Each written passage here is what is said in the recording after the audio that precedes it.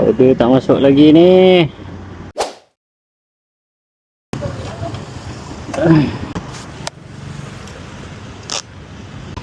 M-Gris level 2 ah? Alright.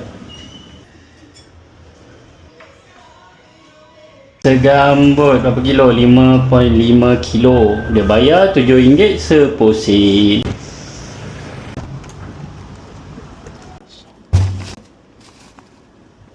Tunggu pukul 5 lepas tu kita on balik lah.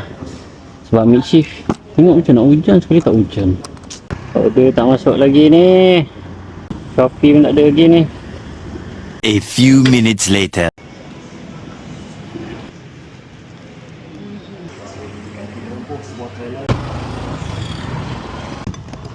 Okey, sama. Hello? Hello, adik. Adik dah sampai Dah. Hantar kat bilik 2 boleh tak? Adik masuk je klinik akak tu. Pintu tak tutup pun. Masuk terus ke bilik 2. Alright. Boleh hantar makanan? Untuk bilik 2. Okey. I think 15-20 minutes, okay? Okay.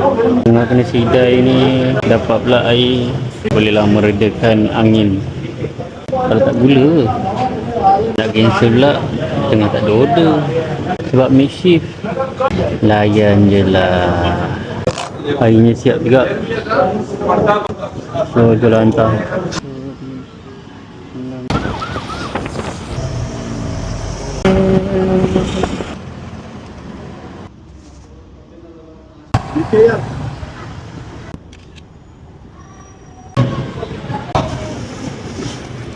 Satu 88.